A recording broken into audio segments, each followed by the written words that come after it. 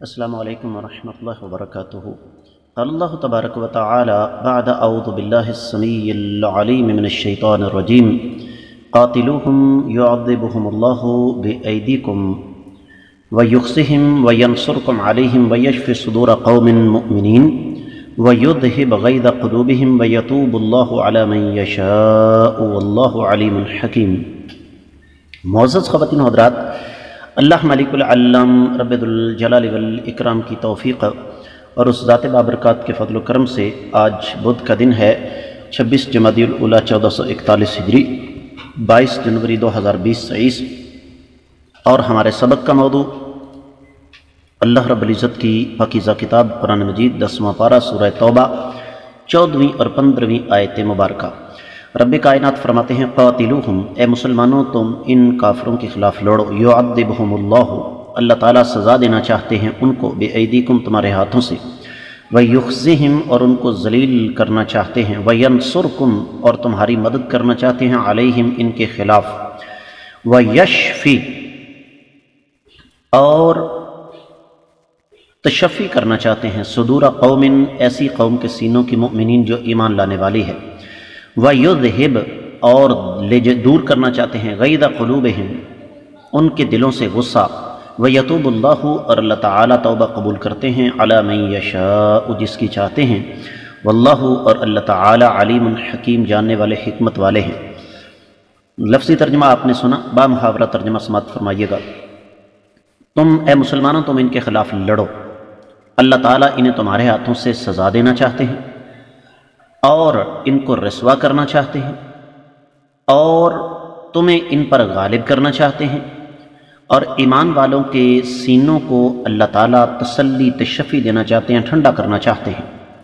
اور ان کے دلوں سے اللہ تعالیٰ غصہ دور کرنا چاہتے ہیں، اور اللہ تعالیٰ جس پر چاہتے ہیں اس کی توبہ قبول فرماتے ہیں، اور اللہ تعالیٰ سب کچھ جاننے والے اور حکمت والے ہیں۔ امام ابن کثیر رحمۃ اللہ علیہ 14ویں آیت مبارکہ کی تفسیر بیان کرتے ہوئے ارشاد فرماتے ہیں کہ رب کائنات نے یہاں پر جہاد کی حکمتوں میں سے کچھ حکمتوں کو بیان فرمایا ہے کہ باوجود اس کے کہ اللہ تعالیٰ اپنی قدرت کاملہ سے ان کافروں کو تباہ و برباد کر سکتے ہیں، ہلاک کر سکتے ہیں، لیکن اللہ تعالیٰ یہ چاہتے ہیں کہ مسلمانوں کے ہاتھوں سے ان کو سزا ملے اور اس سے مسلمانوں کو سکون ملے۔ ابن کثیر رحمۃ اللہ علیہ فرماتے ہیں وَيَشْفِ صُدُورَ قَوْمٍ مُؤْمِنِينَ، اس کے دو مفہوم ہیں۔ ایک مفہوم تو یہ کہ جن مسلمانوں کو کافروں نے بنو بکر کے ساتھ مل کر مارا تھا ان کے سینوں کو ٹھنڈا کرنا، اور دوسرا اس کا مفہوم قیامت تک کی آنے والی امت مسلمہ کے لیے ہے، قیامت تک کی آنے والی امت مسلمہ کے لیے ہے کہ رب کائنات یہ چاہتے ہیں کہ قیامت تک کے آنے والے جو مسلمان ہیں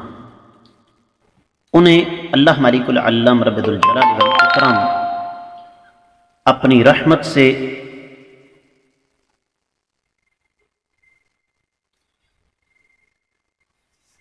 اللہ تعالیٰ ان کے سینوں کو ٹھنڈا کرے۔ تو جہاں تک 15ویں آیت مبارکہ کا تعلق ہے تو رب کائنات یہ فرما رہے ہیں وَيُذْهِبْ غَيْظَ قُلُوبِهِمْ۔ اس حوالے سے ایک روایت ابن کثیر رحمۃ اللہ علیہ نے نقل فرمائی ہے سیدہ عائشہ رضی اللہ تعالیٰ عنہا سے کہ اللہ کے رسول صلی اللہ علیہ وسلم کو جب غصہ آتا تو آپ علیہ السلام ایک دعا پڑھتے، اللہم اغفر ذنبی واذہب غیظ قلبی واجرنی من مضلات الفتن۔ اور یہ جو بات ہے نا ویتوب اللہ علی من یشاء من عبادہ واللہ علیم حکیم، کہ یہ اللہ رب العزت ابن کثیر رحمۃ اللہ علیہ فرماتے ہیں کہ جس کی اللہ تعالیٰ چاہتے ہیں توبہ قبول کرتے ہیں، کیونکہ رب کائنات کسی کے محتاج نہیں ہیں، اور اللہ تعالیٰ جاننے والے ہیں کہ بندوں کے لیے کیا بہتر ہے، اور اللہ تعالیٰ حکیم ہے اپنے افعال میں اقوال میں، اور جو چاہتے ہیں کرتے ہیں، جو فیصلہ چاہتے ہیں اللہ تعالیٰ کرتے ہیں۔ اللہ تعالیٰ عادل ہیں، عدل کرنے والے ہیں، کسی پر ظلم نہیں کرتے، اور اللہ تعالیٰ کسی کی ذرہ برابر بھی نیکی یا برائی کو ضائع نہیں کرتے بلکہ اس کا دنیا اور آخرت میں بدلہ عطا فرماتے ہیں۔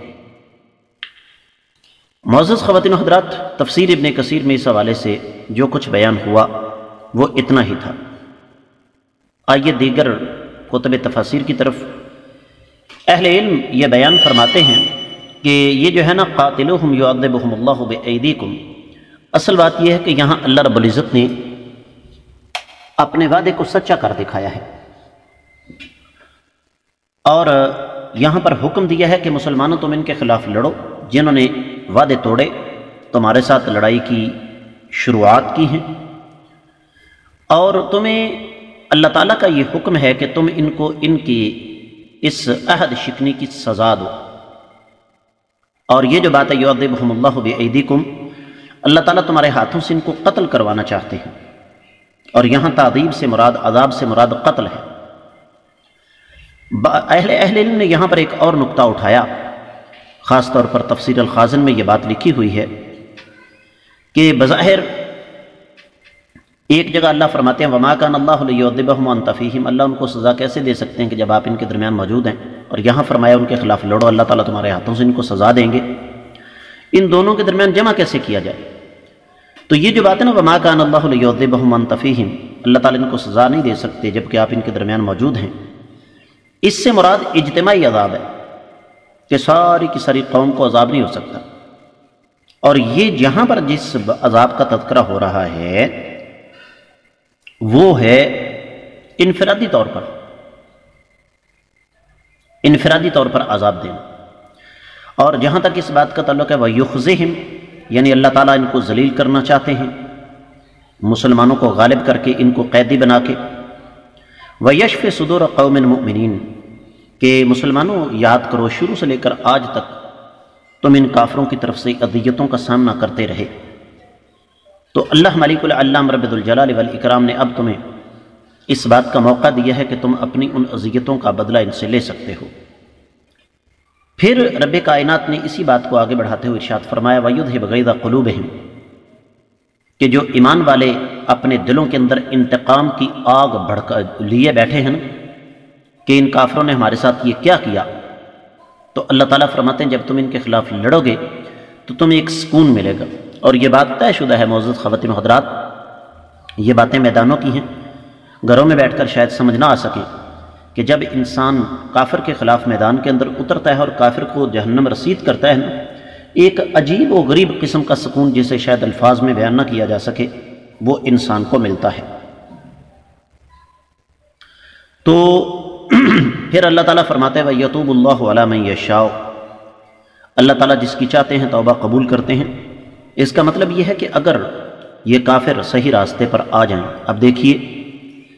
کہ ابو سفیان ہے، اکرمہ بن ابی جہل ہے، سہیل بن عمر ہے، یہ کفر کے بڑے بڑے سردار تھے، لیکن رب کائنات نے ان کو اسلام قبول کرنے کی توفیق عطا فرما دی، تو رب کائنات نے ان کی توبہ کو قبول فرما لیا۔ تو اصل میں یہ بات اللہ تعالیٰ یہاں پر سمجھانا چاہتے ہیں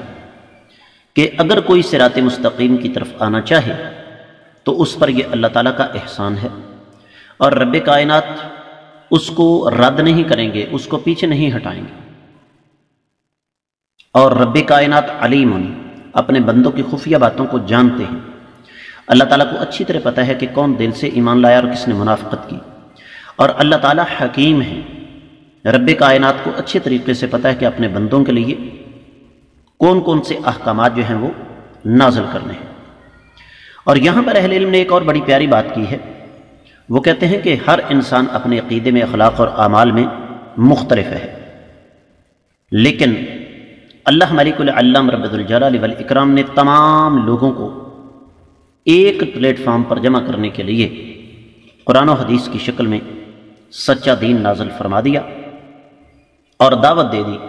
کہ تمہارے رنگ، نسل، کنبے، قبیلے، ذات، برادریاں، زبانیں، ملک، علاقے، تہذیب، تمدن، ثقافت مختلف ہوگا، لیکن آؤ ایک نقطے پر اللہ تعالیٰ کا سچا دین، دین اسلام قبول کر لو، تم سارے کے سارے تسبیح کے دانوں کی طرح ایک لڑی کے اندر پروئے جاؤ گے۔ اس کے ساتھ ہی ان دونوں آیات مبارکات کی مختصر تفسیر مکمل ہوتی ہے۔ اللہ تعالیٰ نے چاہا تو کل ہم انشاءاللہ